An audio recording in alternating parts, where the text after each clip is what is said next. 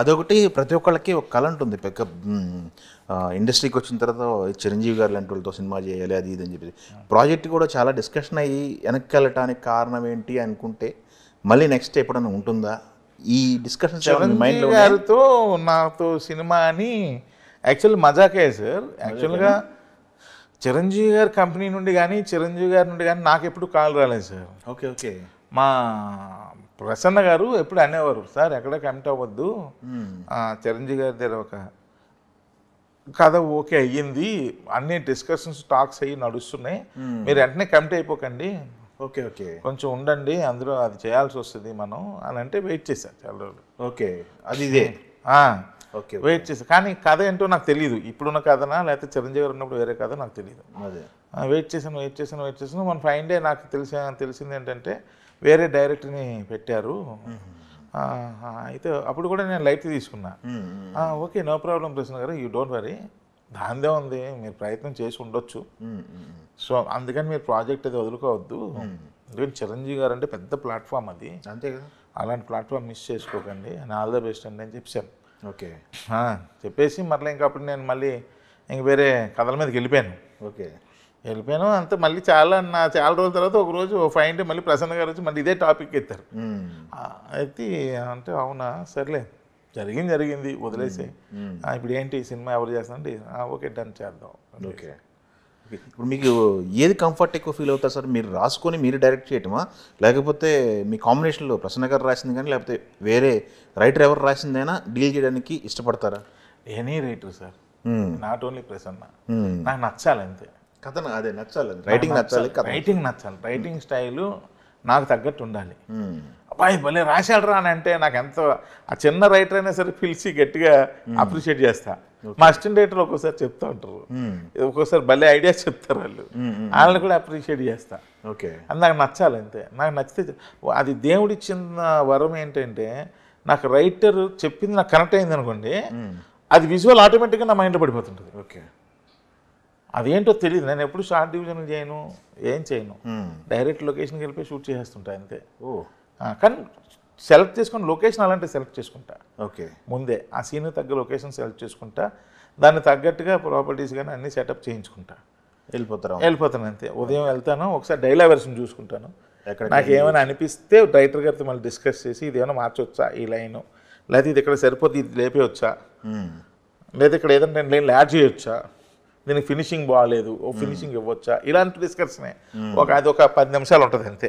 Okay 10 నిమిషాల తర్వాత ఇంకా మేకింగ్ వెళ్ళిపోయి అప్పుడు దేని గురించి వెయిట్ చేస్తానంటే, ఒక మ్యాజిక్ ఏదో జరగాలి ఈ సీన్లో, జరగట్లేదని వెయిట్ చేస్తుంటా. ఆ మ్యాజిక్ జరిగేటంత వరకు వెయిట్ చేస్తుంటా, టక్ మనకు స్పాట్లో జరుగుద్ది అది. ఓకే అయిపోయింది సీన్ అనుకుంటా. Super sir. అయితే సార్ మీరు చేసుకుంటూ వస్తున్నారు, కొన్ని హీరోలతో చేసుకుంటూ వస్తున్నారు, రిపీట్ చేయమని ఎవరు రిక్వెస్ట్ చేయలేదు మిమ్మల్ని, మన కాంబినేషన్లో మనం చేద్దాం మళ్ళీ చేద్దాం అని చెప్పేసి? నాని గారు కానీ రవితేజ గారు కానీ? రవితేజ గారితో ఒకటి అయిపోద్ది అనుకున్నానండి. అవునా? ఆల్మోస్ట్ అయిపోద్ది అనేసి అనుకున్నాను, అది కొన్ని ప్రాబ్లమ్స్ వల్ల ఆగింది. ఓకే ఆయన కూడా ఇంట్రెస్టెడే అదండి. అలాగే నాని గారు కూడా కమర్షియల్ మేటర్ చిరంజీవి గారి టైంలో, సారీ త్రినాథరావు స్టైల్లో ఒకటి చేయాలి మళ్ళీ అని ఆయన కూడా అనుకున్నారు. మ్యాక్సిమం హీరోలు అందరూ పాపం త్రినాథరావు స్టైల్లో ఒకటి చేయాలి అని అనుకుంటారు సార్. ఎప్పుడు వెళ్ళినా సరే త్రినాథరావు పెట్టి చాలు, ఎప్పుడు గేట్స్ ఓపెనే. ఓకే మళ్ళీ ఎక్కడైనా కలిసినా సరే సార్ మన మీటర్లో ఒక సినిమా చేయాలి సార్ అని అంటుంటారు. నాకేంటంటే కథల పిచ్చి, అది అవును, ఆ కథ సెట్ అవ్వాలి, దాని తగ్గ హీరో దగ్గరికి వెళ్తూ ఉంటాను. నాకు మీరే చూసి వెళ్ళిపోతుంటారు, కథను బట్టి వెళ్తూ ఉంటాను. ఓకే ఎంత కాంబినేషన్తో చేద్దాం అనేది ఎప్పుడు లేదు, ఆ కథను బట్టి వెళ్ళిపోతా ఉంటాను అంతే. ఓకే సో అందువల్ల హీరోలు పాపం వాళ్ళకి చాలా ఇంట్రెస్ట్. ఓకే హీరోల టాపిక్ వచ్చింది కాబట్టి ఇప్పుడు మీరు పనిచేసిన హీరోలు ఇప్పటి వరకు ఒక టాప్ 5లో పేర్లు చెప్తా, వాళ్ళ గురించి మీరేం అనుకుంటున్నారు చెప్పండి. ఇవే చాలా టఫ్ టాస్క్. Tough task. ఒక 5 మెంబర్స్ గురించి మాట్లాడుకుందాం. రవితేజ గురించి మాట్లాడంటే ఏం మాట్లాడతారు? Super hard worker. Okay Ram గారు కమిటెడ్, అసలు మామూలు కమిటెడ్ హీరో. ఓకే నాని గారు అసలు వెరీ కంఫర్ట్ హీరో.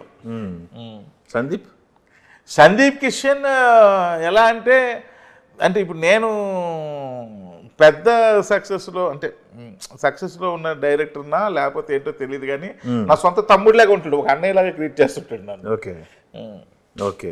ఇంకొకటి 2 సినిమాలు చేశారు రాజ్ తరుణ్ మీ.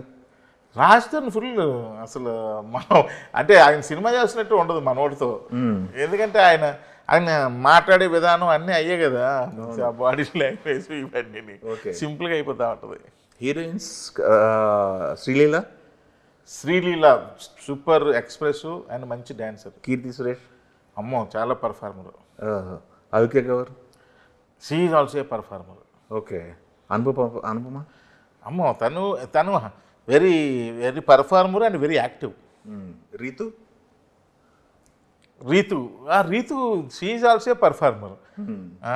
మా పర్ఫార్మర్ లిటిల్ ఏమంటారు దాన్ని ఏమంటారు రిజర్వ్. Okay reserve. ఓకే. మీరు కంఫర్ట్ చేస్తుంటారుగా మీ సెట్కి వస్తే 100% నవ్వాల్సిందే. ఫుల్ ఎంజాయ్ చేస్తాం సార్, ఏం లేదు. ఓకే. అలాగే నేనేమంటానంటే ఎప్పుడు మనం సెట్కి రాగానే మనం ఆ సీన్ మూడ్లో ఉండాలి అంటుంటా. ఎమోషనల్ సీన్ ఉంటే ఆ ఎమోషనల్ మూడ్లో ఉండాలి.